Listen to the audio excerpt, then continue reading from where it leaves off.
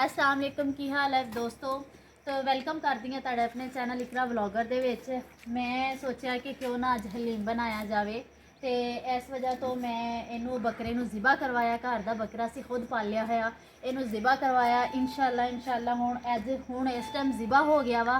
फिर इंशाल्लाह सुबह मैं इहदा हलीम बनावांगी, तुहाडे नाल शेयर करांगी कि मैं हलीम किद्दां बना रही हाँ। अनाबिया भी देखो कोल खड़ी आ। बकरा भी दुख तो बहुत होया क्योंकि उन्होंने अपने हत्थों ना मैं पालिया सी, लेकिन फिर भी कहते हैं ना जिहड़ी चीज़ अल्लाह की राह ते देनी हुंदी है, वास्ते दुख नहीं करना चाहिए।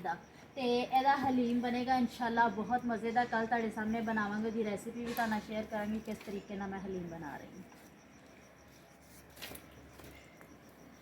कमेंट से दसना है कम अज़ कम किन्ने की किलो का होएगा।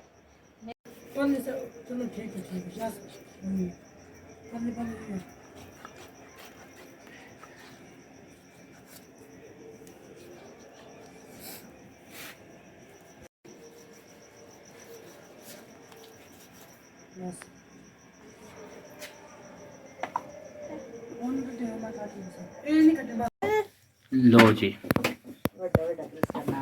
ਅਨਾਬੀ ਨੂੰ ਪਿੱਛੇ ਕਰ ਲਓ, ਮੁੜ ਕੇ ਕੋਈ ਹੋਰ ਤਮਾਸ਼ਾ ਇਹਨਾਂ ਕੀ ਕਰਨਾ ਵਾ। ਇਹ ਤੋਂ ਕੱਟੋ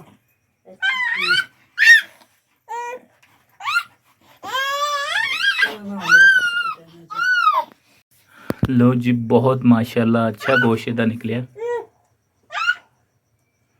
और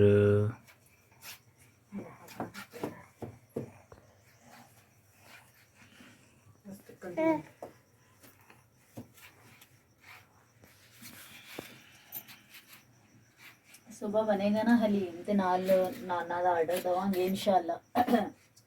सुबह बखैर फिर मज़े मज़े का हलीम बना के फिर तुहाडे नाल शेयर करांगे। बेटा पीछे हो जाओ।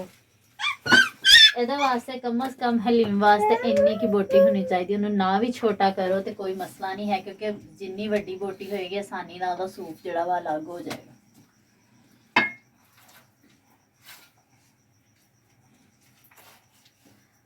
ਇਹਨੂੰ ਅਸੀਂ ਦੁੱਧ ਪਿਆ ਪਿਆ ਪਾ ਲਿਆ ਵਾ ਤੇ ਮਾਸ਼ਾਅੱਲਾ ਵੇਖੋ ਸਹੀ ਉਹਦਾ ਗੋਸ਼ਤ ਵੀ ਚੰਗਾ ਭਲਾ ਨਿਕਲਿਆ ਆ। चल बस, वो देखो क्या हो रहा है, गोश्त हो गया। अरे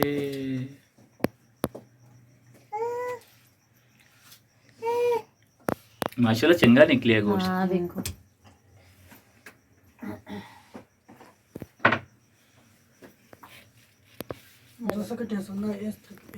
गोश्त का करना सीखण लई ने किस तरीके नाल ओदा हाथ ना गोश्त कर दे। ओ चाचू दा फोन ही आ गई है। मरो कारी साहब दा यार, बच्चों ਨੂੰ कारी साहब ਨੂੰ ਪੜਾਣਾ ਹੈ, ਕੋਈ ਹੈ ਬੰਦਾ। आ देखो जी अलहमदुलिल्लाह साड़ा गोश्त तैयार हो गया वा। ते हुण असीं सवेरे बनावांगे अपने हलीम ते नाल नान। ते वो जिद्दां अल्लाह दी राह ते असीं खैरात करांगे, तुहाडे नाल ज़रूर शेयर करांगे।